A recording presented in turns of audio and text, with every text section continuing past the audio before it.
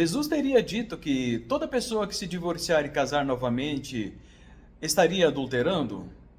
Será que foi realmente isso que Jesus disse? Com certeza não. E eu vou te explicar. Nesse texto do livro de Mateus tem um erro de tradução que é muito sério. Os tradutores intencionalmente modificaram o significado para que a narrativa de Jesus fosse diferente do que ele realmente queria dizer. O divórcio era uma prática comum desde os tempos de Moisés, quando ele foi estabelecido.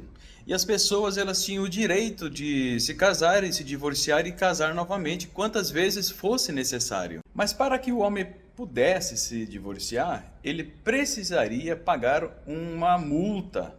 É como se fosse a partilha dos bens nos dias de hoje no divórcio.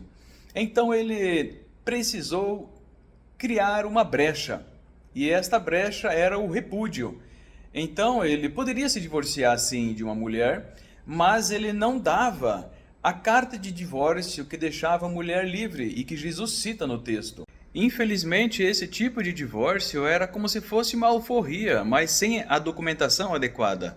Então a mulher sem esse papel, sem esse documento de divórcio, ela não poderia provar que era divorciada, pois ela era apenas repudiada. E era contra esse tipo de divórcio que Jesus falava contra os fariseus. E os tradutores colocaram esse repúdio tudo como divórcio. A pergunta que realmente os fariseus fizeram para Jesus era se eles poderiam repudiar a mulher por qualquer motivo, por qualquer razão. Jesus explicou a eles que o divórcio era legal, porém deveria ser feito da maneira correta, dando à mulher a carta de divórcio. E Jesus ainda disse que aquele que repudiasse sua mulher sem motivo estaria sujeito a cometer adultério também. E o que é o repúdio?